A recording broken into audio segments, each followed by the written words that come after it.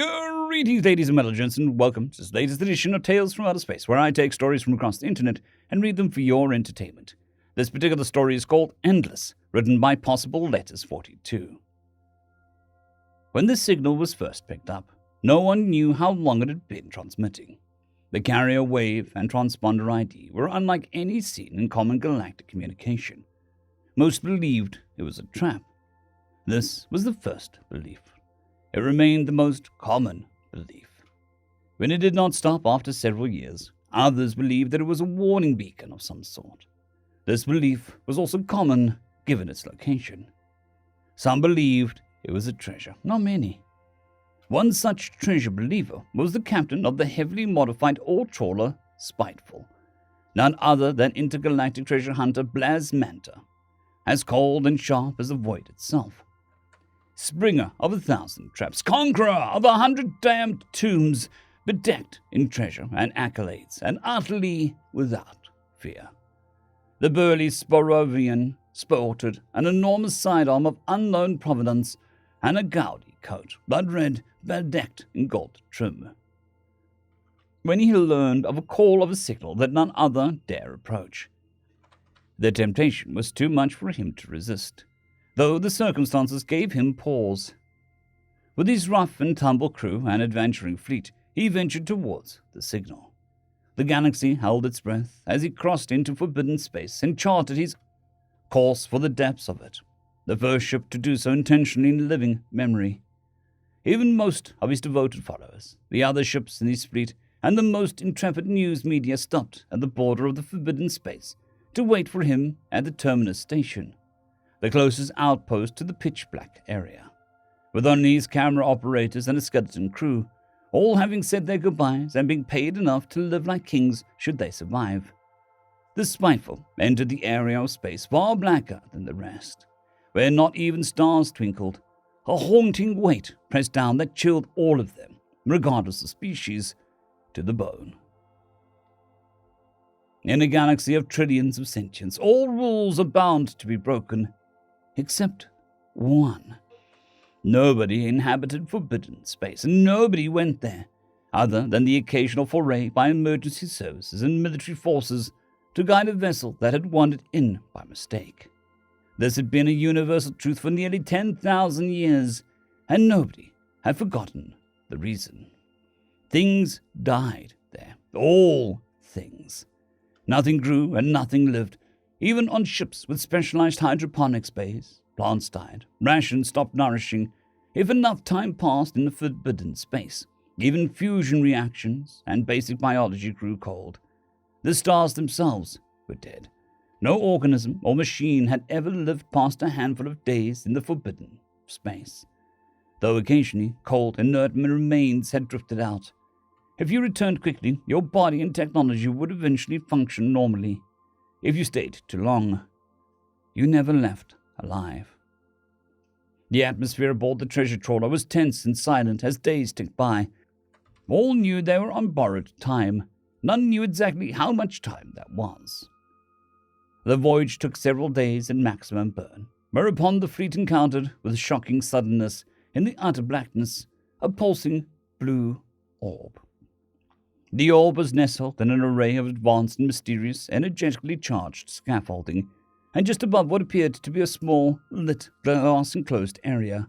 Sensors confirmed the orb was the source of the transmission. The trawler stopped 10 kilometers distant from the orb and sent out a cautious light scan pulse. Immediately, the orb reacted, reorienting and broadcasting a signal that effortlessly took over the intercom system and displays aboard the Spiteful. Herself a veteran of 100 treasure hunts and at least as many pitched battles, the Spiteful was armored and shielded like a dreadnought, and packed to the gills with systems so advanced that even the flagship of the stellar empires were put to shame. Fueled in large part by a quixotic array of alien technologies from past treasure hunts stuffed into every nook and cranny. The broadcast bypassed all of these measures and hijacked all systems effortlessly. A man stood in the image, human. The sparse crew rippled with shock. The creature's a legend and whisper. None had ever seen a real human in flesh, but all had heard read, and watched enough about them to recognize one.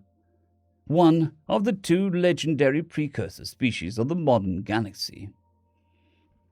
The vanished creators of practically every baseline tech that modern life was based upon. The two species whose merged art was still the standard bearer for what art could be. The one on screen looked middle-aged, but its eyes conveyed something ancient. "Hello, traveler. I bid you welcome. My name was Dr. George Montgomery.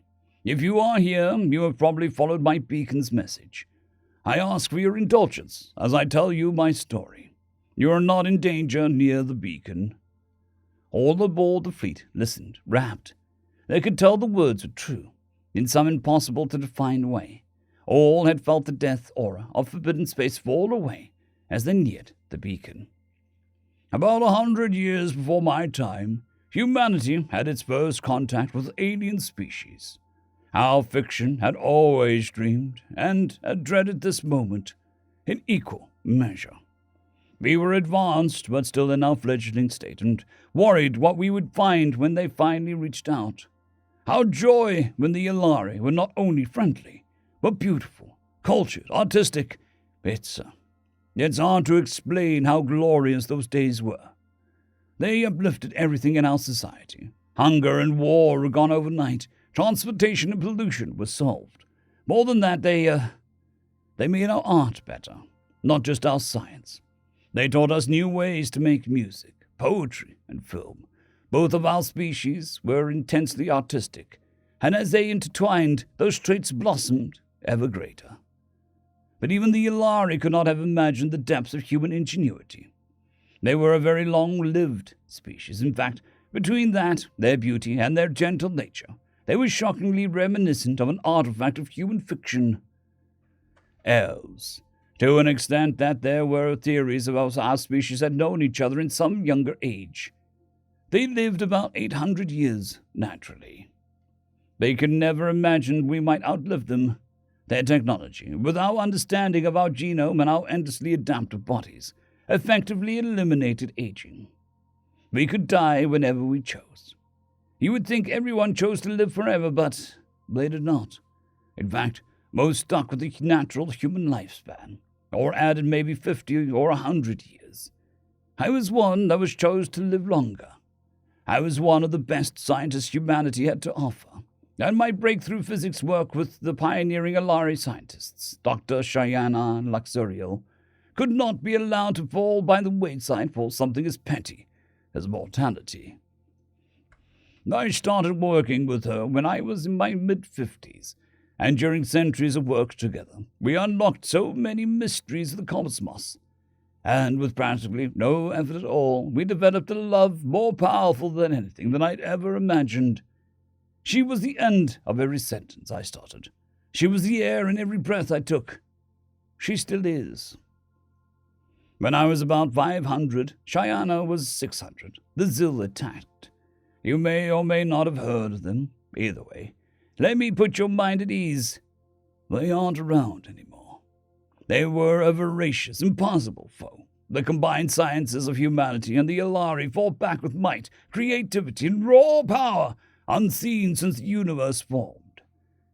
It wasn't enough. The details don't matter, but we were going to lose thousands of planets, trillions of happy, healthy, luminous beings, mostly already gone. The remainder pushed further and further back. Shayana and I turned our research into a nature of reality into something horrendous, searching for a way to stop them. We became the last bastion of humanity, and the Alari, after Earth and Alaria fell. Our research facility was now massive, and part military factory, guarded by the remaining scraps of their allied fleets. We devised terrible weapons, relativistic railguns, mines that permanently shredded reality in haunting ways. Many more things it would take ages to describe if I had any desire to do so. And all of them took a terrible toll on the Zil, but they kept coming. Our final garbage, which we had actually devised some years earlier, but hoped never to use, was not a weapon that could be contained. not one that discriminated. It created a gulf that you crossed to get here, a vast space. We called it the crime, because that's what it was. You already know what it does. It kills everything. A murder agent equally effective on biology and technology. A murder agent that snuffs out the fusion reactions of stars and stops everything from a mammalian heart to a spark striking off flint. It bends physics, times, and reality itself, permitting nothing to live.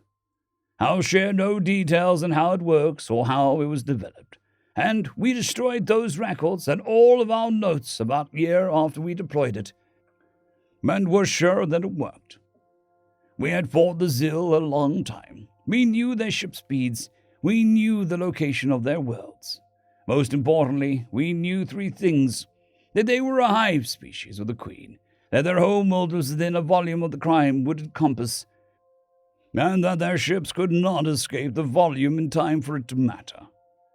Humanity and the Ilari used the last of our resources and ships to stage a final massive attack on Zill space as a distraction to give us time to pack a massive container called the Time Capsule, with as much of our art, music, and history as we could. We launched it at the best speed our technology allowed, coated with the best stealth tech we had, and we waited until it had cleared the volume before we deployed the crime. We hope you found it. We did, murmured Blas, unaware that he'd spoken. Everyone knew the story of the pod. It had jump-started galactic civilization when it was found. It was the foundation of galactic culture. The tech of the pod had been a coup, but the art more so. It was like nothing the galaxy had ever seen. The art of the humans and the Ilari, art that eclipsed the art of all other species combined. Even more importantly, the pod had made clearer the degree to which species could thrive in peace together, charting a course for peaceful political relationships between neighbor species. Most galactic historians divided history into pre- and post-pod. The crime worked. The Zill are gone. So are we. So are the Ilari. So is everything else that lived in this part of the galaxy. Everything. But this beacon. I put everything I had into the design of this beacon while Shayana worked on the time capsule. It provided a tiny safe zone. Just enough space for Shayana and I to live in a humble apartment space with food, water, and plants. Not enough to save either species. Not even enough space for anyone else. Just enough space for us to live our lives together. And we did. In our little bubble of functional reality, surrounded for 1 trillion kilometers on all sides by pure death. We loved so brightly, it put the stars to shame. We listened to the music of our cultures, watched the movies, danced the dances. We made love to the music of Mozart and Kulwan Dai alike. We lived as many aspects as we could, a lot of which you hopefully found jammed into her brilliant capsule. She died when she was 805. Natural causes, after everything. It seems impossible. I buried her in the soil of our little station garden, per the tradition of her people. I've been alone here for about a year now, I think. I stopped keeping track of time. I think I'm ready to go. I've turned off my chrono implant. I'll age rapidly, and I'll rejoin my Shiana. The station computer will plant me with her when I pass. It won't be long. This beacon will remain. One day you'll get close enough to pick up the signal, and its technology is beyond anything galactic society is ever likely to be able to harm or turn off. But on the off chance I'm wrong, I ask you humbly to leave it alone, convey its message, and depart this place in peace.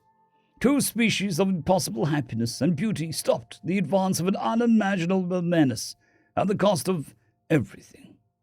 My love and I bore the pride of stopping them, but we also carried the impossible guilt of ending life itself for 2 species that loved life so much, and killing anything else that ever ventures here. If you are finding this, and did all of this to give life a chance, so that people like our 2 species might exist again in peace, and go on like our love endlessly. I can bear this weight no further alone. I miss her. Farewell. Please, don't forget us. Silence reigned on the bridge of the Spiteful. After enough silence, the skeleton crew and cameraman looked pensively at Blaz. Both had seen him wade through rivers of blood, and both were stunned to see his normally sharp eyes glistening. They waited orders to board and salvage.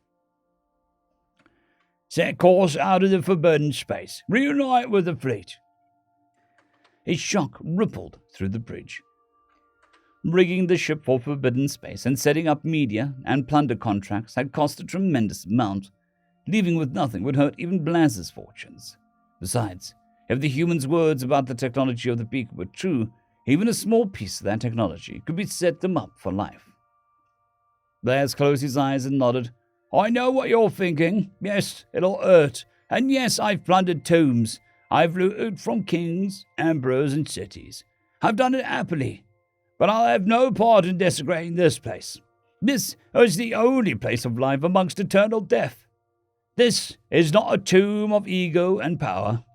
They gave everything. They took the guilt and sacrifice of two species on themselves. This is a grave of heroes. Whatever it cost us, it cost them more. The Spiteful moved away, slow and somber in the void. All species still avoid forbidden space. But none called it that anymore after Blaz made the meaning of the transmission clear. Right before he retired from his adventuring career and returned to his home and family forever, they now called this dead area of space the Gift. In the blackness of space, rendered as still and as cold as death itself, a small apartment remains lit. A pair of small trees still grow in the station garden, dutifully trimmed, watered, fed, and monitored by the station's systems. Above the apartment, a last bright beacon still glows, pushing back the darkness. This is the grave of humankind and Alari kind alike. It continues to pulse its message of love and sacrifice by two species and by two souls. End of story. I would just like to thank the T5 supporters: Bushmaster 117, Casper Arnholtz, Drexzoon WRE, Elijah Silvercross, Gray, John Carrington, and Severin Cerberus. Thank you very much.